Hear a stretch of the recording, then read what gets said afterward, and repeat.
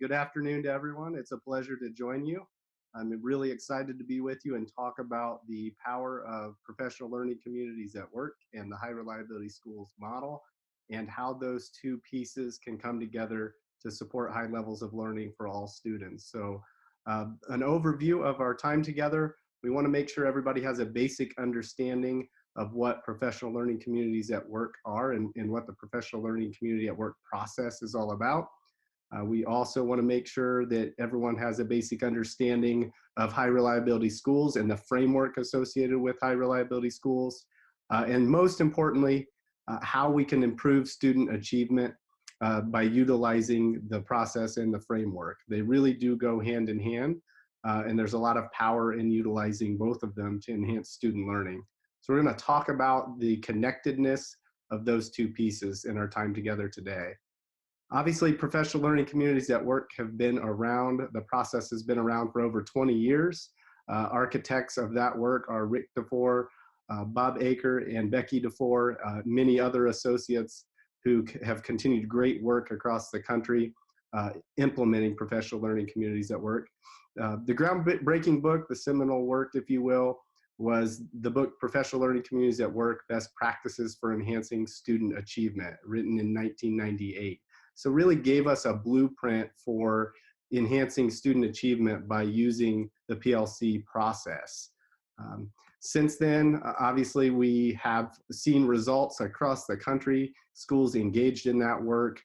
You can find schools like yours who've engaged in that work and seen tremendous results by going to allthingsplc.info. There's a school finder on there, and you, again, no matter your school size, your demographics, you can find a school like yours that has implemented the work and seen great success. But at the core, professional learning communities at work are about three big ideas in shifting our culture, making sure that our school and district culture is aligned to those big ideas. The first is that learning is the fundamental purpose of schooling. It's why schools exist. It's why we have kids that come through our doors every day. We have to ensure that they're learning and learning at high levels. Secondly, we're going to do that in a collaborative culture. We're going to open our doors up, work together, lock arms, and get the job done for kids. It's no longer okay in a professional learning community to close your door and be expected to be left alone and do good work for your kids. In a professional learning community, there is no such thing as my kids and your kids. All of the students are all of our kids. So we work hand in hand to ensure results. And that's the final piece, the final big idea of a professional learning community, is that we're going to take a results orientation. We're going to constantly look and see how we're doing, monitor our progress along the way. All the decisions we make on a day-to-day and minute-by-minute basis will be based on what's likely to produce results and better results for the students we have the privilege of serving every day. So those are the basics in terms of the big ideas. I think it's also important to discuss vocabulary and some of the common mistakes we see and hear being made across the world now with the vocabulary around professional learning communities at work. Had the privilege and honor of co-authoring Leading a High Reliability School with Bob Marzano, Phil Warwick, and Rick DeFore. And in the introduction, Rick makes a compelling case about being clear with our language. So I want to just start with some basics. First of all, a professional learning community, in Rick's words, is simply a school or a district attempting to implement the PLC at work process. So your team that you serve on isn't a PLC. You don't go to a PLC on Wednesday afternoons. A PLC is a school, entire school or entire district working to implement the PLC at work process. Conversely, you probably do, if you work in a professional learning community, serve on at least one collaborative team. Collaborative teams are the fundamental structure of professional learning communities and the engine that drives the PLC process. We'll talk more about that in a second. And then finally, what is the PLC process? PLC process calls for all of us to work together collaboratively in recurring cycles of collective inquiry and action research to achieve better results for the students that we serve. So those are Rick's words. in terms of some form and function, some definition to each of those terms. It's important to get those right so that we don't cause unnecessary confusion in our teams or in our schools or in our districts. So just wanted to start with that piece. So let's talk a little bit more about the collaborative team. Can't overemphasize the importance of the collaborative team. Rick and Becky DeFore and Bob Aker described the collaborative team this way: a group of people working interdependently to achieve a common goal for which members are held mutually accountable. So they say collaborative teams are the building blocks of professional learning communities. So the main vehicle for getting the work done in a professional learning community is the collaborative team. And the work that they do is crucial. So how do we know what that work is? We said recurring cycles of collaborative inquiry. What do those cycles look like? Again, from the professional learning community at work process, we know there are 4 questions, 4 critical questions. What is it that we want our students to learn or know? That's a curriculum question. How will we know if students are learning? That's obviously an assessment question. How do we respond when some students are not learning, which is an instructional question? And then how do we respond when some students already know the material? Also an instructional question. Recently, some of my colleagues, Jan Haig, Tammy Heffelbauer, Phil Warwick, Gavin Griff, and Bob Marzano, added 2 questions in their book, Collaborative Teams That Transform Schools. And these 2 questions are part of the high reliability schools model. How will we increase our instructional competence, which is a teacher development question? And finally, how will we coordinate our efforts as a school? Both of these questions are also addressed in the PLC at work process. There's just some slight nuanced differences in how they're addressed. So we'll talk about those as we go through each level of the high reliability schools model in a few minutes. So what is the HRS model? How was it developed and where did it come from? I want to cover some of the basics on that front. Again, just to make sure we're all on the same page and talking about the same things. We know the starting point of the high reliability schools model is based on the concept of high reliability organizations. More on that in a second. We know it comes from over almost 50 years of educational research, and the starting point is what works to improve student achievement in schools. So Bob Marzano's research, as well as many other researchers in our profession, the starting point is what's working to improve student achievement. Let's capture that, and all of that went into the model. So a little bit on that research base. Obviously, school leadership, district leadership is important. Many of you are probably familiar with the book School Leadership That Works and District Leadership That Works.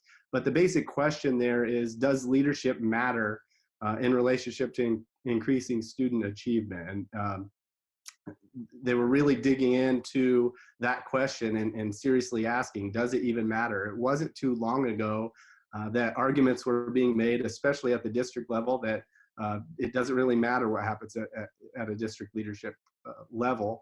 It doesn't impact students. So the findings were pretty significant that school leadership does matter, district leadership does matter, and not only does it matter, it has a direct impact on what happens in classrooms, and that in turn has a direct effect on student learning. The problem was, if you look through any of the lists of leadership characteristics required to ensure schools are running well, the list is huge. And so we have to begin thinking about leadership a bit differently. No longer can we think about leadership in terms of a position or an individual person who's going to provide that for a school. We have to begin thinking about leadership in terms of what all of us do collectively to help move a school forward. That's what the high reliability schools model is all about, putting the conditions in place that are necessary to ensure that people find success, both adults in the school and most importantly, the students who come through our doors. So high reliability organizations, what are those? Those are organizations that cannot fail. There would be a lot of public backlash. The expectation is that they get it right every time. So some examples of that: air traffic control, nuclear power plants, the electrical power grid. We expect those types of organizations to have no errors and no failure.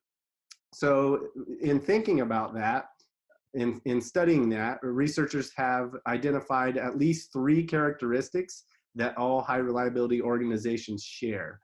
The first is that they're constantly monitoring, scanning the horizon, looking for errors that could become bigger problems in their work. When they find those, they take immediate corrective action and fix them before they become system-wide failures.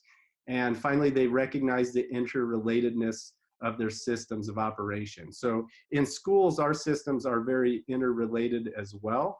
And so we have to recognize that interrelatedness and understand that what we do in one place in our schools often has an impact in many other areas. So we're going to talk about some examples as we move through the levels. So what are the levels? So in breaking down the research on what works in schools, the same variables rise to the top, and there's remarkable consistency across variables, no matter if you're looking back to some of that early work from school leadership that works, a district leadership that works, or the subsequent work and research that has been done since then. The same variables rise to the top, and researchers are identifying the same things that matter in terms of increasing student achievement. Again, the problem was too much for any one person to implement. The other issue is we've got to organize some of these things in a logical fashion. So in the high reliability schools model, it's arranged in a series of hierarchical levels. Meaning we have to take care of the first level before we should expect success with the second level. So let me talk about that a little bit. Level 1 is about having a safe, supportive, and collaborative culture in place. If students don't feel safe, if staff members don't feel safe at school, as an example, it doesn't matter how good our instruction or how great our curriculum is, it's not likely that anyone will learn. We have to take care of some of those basic needs first. So the 8 indicators associated with level 1 are foundational. We have to get those right and make sure they're in great shape. Bumping that up a notch, once that's in great shape, we're going to work on ensuring that we have effective teaching in every classroom. There's some things that we have to do if and when we're serious about that. When that's in place, we can move to a guaranteed and viable curriculum. Again, it doesn't matter how fantastic the curriculum is if we don't have good teaching in place. Students aren't going to learn that curriculum. And then finally, levels 4 and 5, standards reference reporting for students. We'll talk briefly about that, as well as competency-based education as we move through our time together. So levels 1, 2, and 3 are foundational for all schools. We're all working on them all the time. Across the world, schools are working on collaboration. They're working on safety and order. They're making sure that instruction is in good shape, and they are ensuring that they have a guaranteed and viable curriculum. That's just the work we do. We have to work on all of those simultaneously. So even though they're leveled in a hierarchy, and our focus might start with level 1, we're going to work on all 3 of those at once because they are so interdependent. What we do in one area absolutely impacts another. Levels 4 and 5, conversely, are optional for schools. This isn't something that schools who engage in high reliability schools work have to do, but some will choose to. And obviously, if you do, they represent huge opportunities to increase student achievement and individualize student achievement. So we'll talk a little bit more about that at the end. Leading indicators. There are a series of leading indicators associated with the high reliability schools model. Actually, there are 25 and different numbers in each level. We'll look at those specifically, but those are the research-based factors that are associated with continuous school improvement. So those come straight from the research. Those are the things that we have to pay attention to if learning for all students is our goal. Conversely, lagging indicators are going to be our products and artifacts of practice that we gather to prove to ourselves, most importantly, that we have good practices in place, but also sometimes to prove to others or to demonstrate to others. So think of these as your evidence that those research-based practices are in place at your school. How do you prove it? Here are a few examples around safety and order and the staff perceiving the school as a safe and orderly place. We may have a school safety plan that is serves as a lagging indicator, piece of evidence, safety review documents, tornado shelter areas, fire escape routes in the school. All those are good examples of things we put in place to ensure that people know what to do in an emergency, and that leads then to feelings of being more safe in the work environment. The other option is having a criterion score. So an example of that might be something like what is listed, that 90% of staff believe that the school is safe and orderly. So that would be done in the form of a survey question. So how do we take a high reliability perspective? So think back to those high reliability organizations that are monitoring for errors, jumping in and fixing them anytime they find them, and understanding the interrelatedness of their systems. If we're going to take a high reliability perspective in schools, we're going to look at the research-based factors that have to be in place to ensure students learn. We're going to monitor those with lagging indicators, the evidence that those things are in place. And when we see anything that looks out of whack, we're going to jump in and take care of it right away. That's what it would mean to operate as a high reliability school. Another piece that we do offer and that is available, you can find these surveys in the handbook for high reliability schools, but there are a series of questions associated with each leading indicator area. So all 25 have a series of questions associated that can really get at perceptions that staff have about the school, that students have, that parents have, and that the community has. There's a survey for each as well as for administrators. So 4 different surveys for each level. Those represent an opportunity to either confirm or dispute our perceptions individually. So the more of that data and information we have, the better picture, the clearer picture that we have in terms of how things are going in the school in relationship to those leading indicator areas. So how would you go about utilizing the framework? We talked a little bit about we would monitor and make sure that things are in place. The first step is becoming familiar with the leading indicators. What's the research say about what has to be in place to ensure each of these levels are in great shape? The next step would be establishing our success criteria. So how are we going to know when we have great things in place in that area? How will we convince ourselves? Next, we would gather that data and evidence and ask ourselves, did we meet the requirements? If so, great, we would celebrate that frequently. If not, then we're going to refocus our actions and form a plan and try to do better in that area. And we're going to continually collect data over time to make sure we continue to be on track and get the job done for our students. There's a lot of options in relationship to the high reliability schools framework. One option, schools can simply dig into the work, dig into the books, dig into webinars like this, and work as a school team on their own to go down the path of becoming highly reliable. Another popular option is schools a lot of times will partner with us, do some work on their own, obviously, but also lean on experts, people who have experience in implementing the model, people who've designed the model, and seen different things play out across the world that can give advice, assistance, etc. So that is an option as well. And then finally, at the most intensive level, a school could say, we want external certification. We want an expert in the model to look at our evidence and make a certification decision. So we do work with schools in that piece as well. So, you know, an individual person will dig in and review all of the evidence and let schools know, here are the areas that are in great shape. Here are the areas that you might need to shore up a little bit. They form a plan together for doing that. And then in the end, when schools prove it to themselves and to us, it does lead to certification. You can find all of the certified high reliability schools by level on the Marzano Research website. So if you have any curiosity around that, feel free to go to the website and check it out. So that's the model overview, both of the PLC at work process and the high reliability schools framework. So let's dig into some of the specifics here. Remember, level one we talked about of the high reliability schools framework is about safety, collaboration, and making sure that the environment is supportive. So the first two leading indicators, 1.1 and 1.2, are around this safety and orderly piece, and making sure that both faculty and staff and students, parents, and the community perceive the school environment as safe and orderly. 1.3 then shifts to school improvement.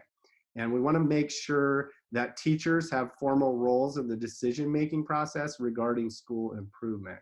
A lot of important reasons for that. The main reason is that what I shared earlier, leadership has to go across these old formal lines that we drew based on position, and we all have responsibility for leading. If we aren't leaning on our teacher leaders to assist with that, we're going to come up short in terms of what we could be accomplishing. 1.4 is the big one in this area. This is around the professional learning community at work process, but making sure that teacher teams and collaborative groups are meeting regularly. And when they meet, they're discussing curriculum, instruction, and assessment and the achievement for all students.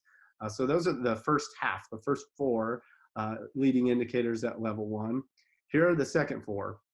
So 8 total, making sure that 1.5 and 1.6, that teachers as well as students, parents, and the community have formal ways to provide input regarding the optimal functioning of the school. This is a bit different than 1.3. 1.3 was about school improvement. 1.5 and 1.6 now is just about the optimal functioning of the school and making sure that everybody has ways to provide input.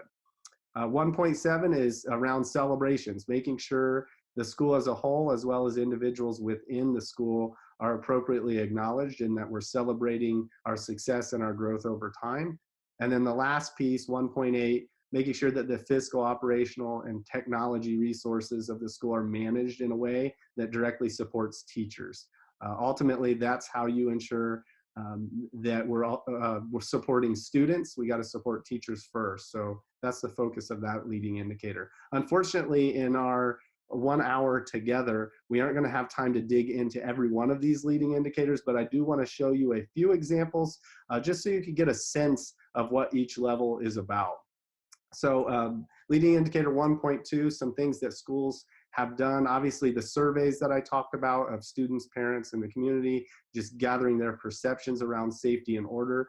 Another great approach that a lot of schools have taken is to simply hand out maps of the building to students and to ask, hey, mark in red the places you feel unsafe, mark in yellow the places you feel a little nervous, and mark in green or leave blank the places where you feel completely safe. So in working with schools, a lot of times some of these things are unknown. In this particular example, it wasn't well known that students, large number of students were feeling unsafe in the restrooms. You can see that marked here in red. And so the solution there is we've got to do something about it. We know that a lot of kids are feeling unsafe. The way we supervise that probably needs to change a little bit. Allowing just everyone to go on their own probably isn't a good approach. So what are some better approaches? So just highlighted some things that might not have been known had we not asked students. The same on the bus. A lot of students marked that they get a little nervous on the bus. Well, that leads to great conversations at the district level around what could be causing those perceptions. Let's dig a little deeper. What type of training do we need to have for bus drivers? If students are getting off the bus first thing in the morning and they're in a place where they feel unsafe, the odds of them walking in the classrooms being ready to learn are between slim and none. So we need to make sure to address that. So just a way to pull out some good information from students, just one idea. Also want to look at leading indicator 1.3 around teachers being involved in decision-making, especially as it relates to school improvement and school initiatives. A good example of that is making sure that everyone understands the types of decisions that all staff are going to have direct input in, making that clear, making sure that we have systems in place to gather and collect data and then share out decisions and the input that was given by everyone. So that's a transparent process and everyone's very clear about it. Another way that can be done, a lot of schools have used this and found great success, is by simply breaking decisions down into 3 different categories. Those that can be made by teacher teams or individual teachers, the decisions that teachers are going to routinely have input on, and then finally, decisions where teachers may not be consulted. There are some tough decisions that have to be made that, you might not need all teachers weighing in on. An example of that in some schools that I've been fortunate enough to work with is the configuration of collaborative teams. Sometimes a principal or a superintendent or administrator has to make a tough decision about who's going to go on a team. And as long as there are some good reasons in place for that, that seems to work well. But listing that on here as an area that teachers might not be consulted is important, so we're clear going into this year after year of how the process works. So a lot of schools have found success in breaking it down that way. Again, I talked a little bit about the professional learning community at work process. 1.4 is around the work of collaborative teams within that, and making sure that they're addressing curriculum instruction and assessment. This is the critical commitment at level 1. So it's the most important piece. And it's the piece that we commonly see schools stumble with a little bit. A lot of schools provide time. A lot of schools have it built into their schedule for teachers to collaborate, but it's a little more rare that teachers are doing the right work during that time. So really digging into that is important, making sure a good guide would be that 6-question cycle, or at least the 4-question cycle that I shared earlier, making sure that collaborative inquiry is going on around those questions. That would certainly hit the mark for this leading indicator. But also, an argument can be made, and Bob Marzano, Rick DeFore made this argument in their book, Leaders of Learning. Schools without professional learning communities, it takes a lot more time, effort, and energy to shift actions and cause change in a building, because you have to communicate with so many more people. Conversely, schools that are operating as a professional learning community, you have that engine of collaborative teams, and leadership teams could communicate directly with one member of that collaborative team, and then that the message is going all across the team. So there's an efficiency argument that can be made, but also just an ability to positively impact instruction and achievement in a school, in a school that's operating as a professional learning community. So something to consider as you move forward as well. So what are the keys to collaboration? Well, at minimum, we want to see that teams have designated time to work together, that there are some norms and protocols in place to hold each other accountable when they're working together. They understand the expectations of their work. Again, a good guide for that would be the 4 questions of a professional learning community at work, or the 6 questions as shared. So if all of those are in place, then producing products and artifacts becomes important as well. So some of those products and artifacts might be their scope and sequence document for how they're going to address the curriculum for the quarter, or for the unit, or for the year. Also, common formative assessments that might be used at the end of instruction. Those are all good products and artifacts that teams should be working on. So that was level 1 in a nutshell, really quickly. But hopefully that gives you a sense of what it's all about. Again, that's foundational. Those pieces have to be in place before we can expect high quality instruction to work, and before we could expect to guarantee a viable curriculum to have any effect on student learning.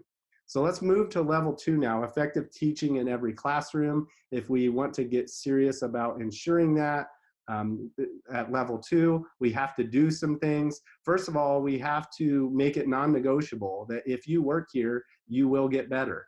And that goes for everyone in the school environment. It comes with the territory. Everyone's going to get better every day, every week, every month, and every year. If you want to work in the school, that's what it takes.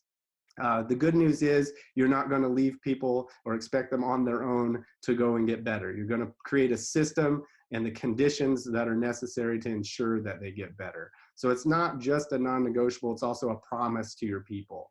It's pretty powerful to be able to say to new hires that sometimes the work will be very hard and challenging. And ensuring that all students learn at high levels is challenging. But we could promise you, if you come to work here, you will get better every day, every week, every month, and every year.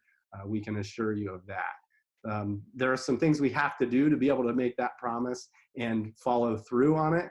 And that would be to make sure that the leading indicators are in place for this level. So there are 6 leading indicators at level 2.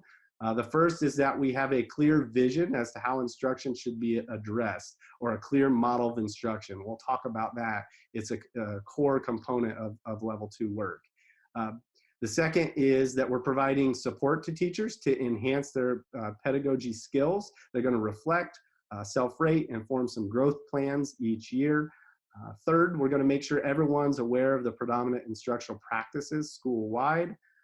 Fourth, we're going to provide clear ongoing evaluations of strengths and weaknesses. We're going to base that on multiple sources of data, and it's going to be consistent with student achievement data within the school. And then fifth, we're going to provide job-embedded professional development, but it's not just random job-embedded professional development. It's a PD that's specifically focused on the growth goals that teachers chose up in Leading Indicator 2.2. And then finally, the last one, making sure that teachers have opportunities to observe and discuss effective teaching. There are a lot of great ways to do that. Have to have those 6 components in place at level 2 to be able to make that promise for to teachers. So a PLC process reminder. So another through point with the work of professional learning communities. As a reminder, the process calls for educators to work collaboratively in recurring cycles of collective inquiry and action research. So that collective inquiry and action research is around what should we do to generate higher levels of student learning. That is an instruction question. And over time, in engaging in that work with my collaborative team, an instructional model will begin to develop. So similar outcome with the professional learning community process, but a slightly different way to go about getting there. So just wanted to point that out at this juncture. We've asked thousands of teachers across the country what the primary purpose of teacher evaluation systems are. Is it to measure teachers, or is it to develop teachers? And just their perceptions and opinions on this. And you can see the large majority, 76% of teachers across the country that have been asked believe that both are important, but development is more important. Unfortunately, depending on how you look at it, a lot of the evaluation shifts that have occurred nationally and across the world in recent years have been more focused on the measurement piece. And what's unfortunate about that is measuring teachers doesn't necessarily help them get any better. So the primary focus for us in level 2 is to have a system that's focused on teacher development. We understand that the measurement piece is important, but development is more important within our model as well. So we need to know some things about the development of expertise. That's really what this is about. How do we have people become more expert in their craft in teaching over time? We know a lot of things about expertise. First, it takes a lot of time to develop, but also we know that time alone isn't enough. We've got to engage in practice. So that the type of practice is also pretty crucial. So Anders Ericsson and Robert Poole in their book Peak had identified 3 types of practice. Naive practice, that's the notion that simply practicing is going to make me better. There are a lot of examples where that's not the case. To a point, it will make you better when you're just starting, but very quickly you're going to plateau, and you have to push beyond simply practicing into either purposeful practice or what the authors call the gold standard, which is deliberate practice. So let's talk a little bit about those types. Principles of deliberate practice. So if I want to get to that gold standard and really practice in a deliberate way that's going to generate results for me, I have to meet these 5 conditions. 1, I'm pushing slightly above my comfort zone. So I'm a little bit uncomfortable, not so uncomfortable that I'm ready to take my ball and go home, but I'm a little bit uncomfortable. That's where growth occurs. Second, I'm going to work on some well-defined specific goals. So within level 2, that's important. Remember, that was leading indicator 2.2. Third, I'm going to focus intensely on that specific area. So I'm going to keep track of my progress over time. I'm going to self-reflect. Fourth, I'm going to get some high quality feedback from somebody who's a little bit better at this than me. And then fifth, I have to have a mental model of what great performance looks like. In this case, we're talking about what does expert teaching look like. I have to have a mental model of that in place. So if we're serious about teacher development, we have to make sure that we're reducing naive practice to the extent possible and engaging in more purposeful and deliberate practice when we can. So leading indicator 2.1 is all about that mental model of great instruction. It's having a model of instruction in place school-wide or district-wide. There are a lot of models out there. Obviously, we like ours from the New Art and Science of Teaching. Bob has done a lot of work around the elements of teaching that generate higher levels of learning. He's pulled them together into 10 different design areas, 43 elements across 3 categories. So you can see the categories at the top. You can see the design areas in bold, and then the 43 elements listed. You don't have to use ours. There are a lot of models out there. You can use another model, or you can develop your own model. But the point is, if you're serious about ensuring effective teaching in every classroom, you have to first be clear across the school or across the district about what great teaching is. What does it look like? So this is our model of that. Then teachers have to have some freedom within that model to choose areas they want to work on, but also when they're working on those areas, to choose the strategies that work best for them. And most importantly, that work for the students sitting in their classroom. So within those 43 elements listed, there are literally hundreds of strategies that teachers can choose from. So, you know, those that they're comfortable with and those that work for kids would be the preference. Sometimes we're going to try some we're not comfortable with because what we're comfortable with didn't work for kids, and that's okay too. Again, back to that professional learning community at work process. This is part of that collective inquiry, is digging into the strategies that work and those that don't or aren't working. All right. So what is the goal of those strategies? Used to, we would think about the teacher needs to be delivering the strategies. The big shift recently, and especially the big shift in the New Art and Science of Teaching, is that there are student look-fors, I call them. There are specific mental states and processes that should be in place if the element is working well. So those student look-fors should be seen if we're going to produce the desired effect for using the element. So there are look-fors associated with each of the 43 elements in the model. So I would push you to think in your model, do you have student look-fors in place? Another way to get at this, an easier entry point, sometimes it could seem daunting to start from scratch and develop our own model of instruction. This is a document we use with schools, and it's thinking a little bit differently, but what are the things we should see and hear in almost every single lesson? Let's list those. What are the things we might see and hear, and what are the things we should never see and hear in a lesson in the classroom? Coming to some consensus and having discussion and dialogue around this with an entire school faculty can be a crucial first step in coming to consensus on a model of instruction.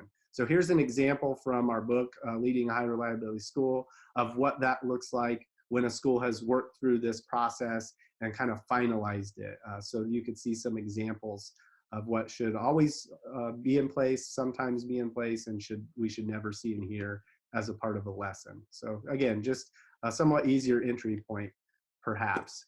So what would this look like if we wanted to continue to engage in deliberate practice? Again, I'm going to self-reflect or do a self-audit on this model, whatever the model is, rate myself. How am I doing? I'm going to have a scale associated with each element. So it's not a yes or no question. It's not dichotomous. Am I using this element? Yes or no.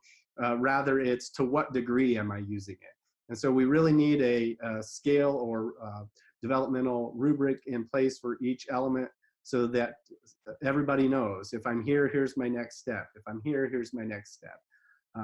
We also have seen schools have a lot of success setting goals individually, maybe one year-long goal individually, but setting one as a team as well. There's a lot of synergy created in team goals because I get to confer with my colleagues and find out what's working well for them. And then finally, also a school-wide element.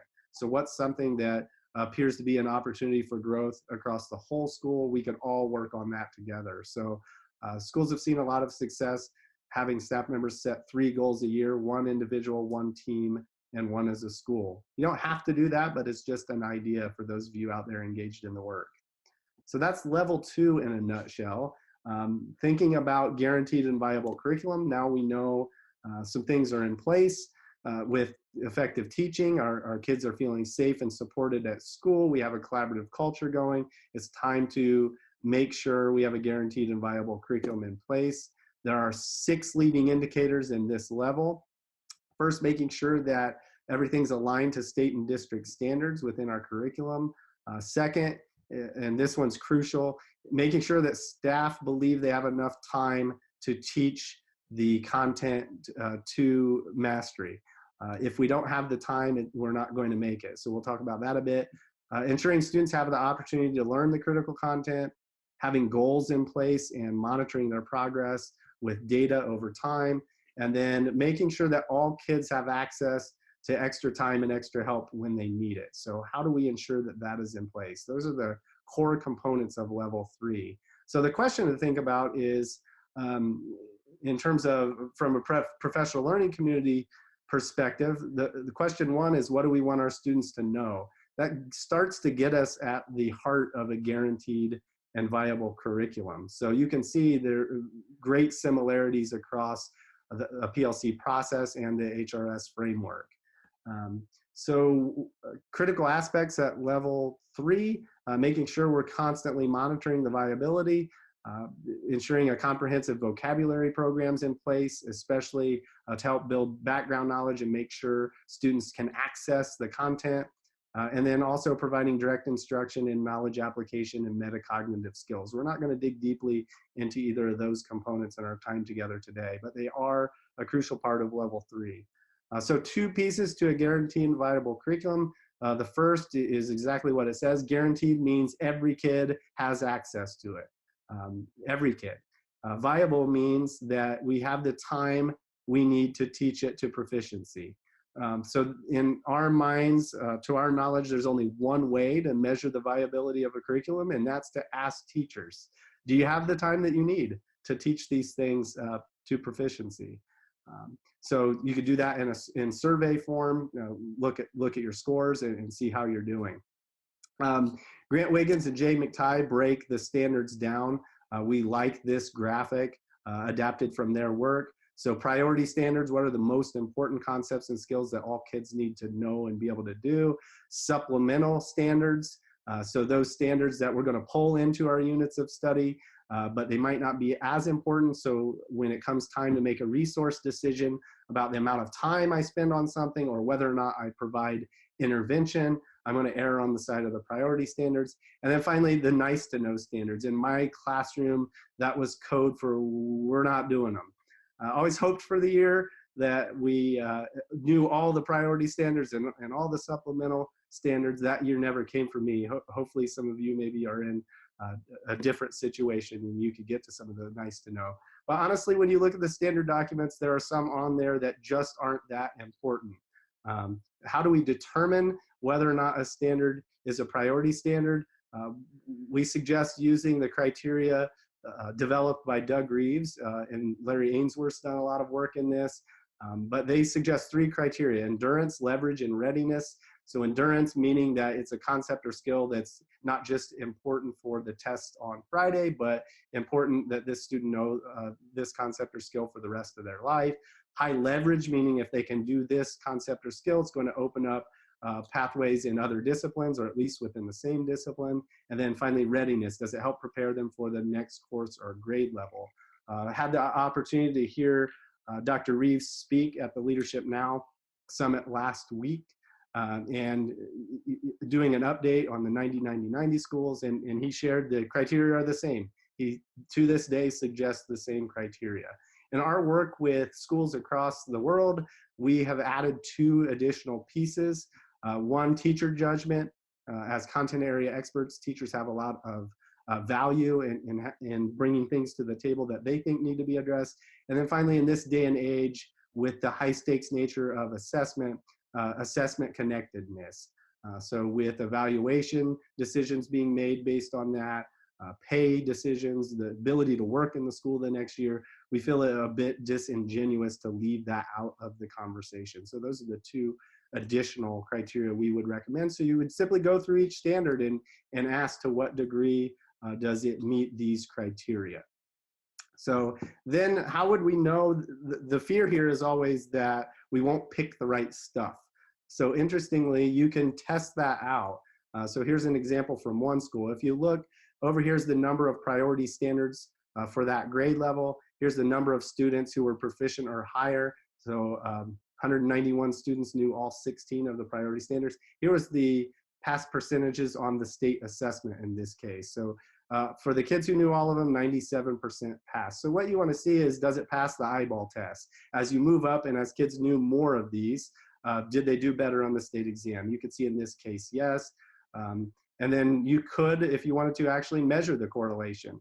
So these are the correlations for one district, north of 0.9, which is a through the roof correlation. 0.6 would be considered strong.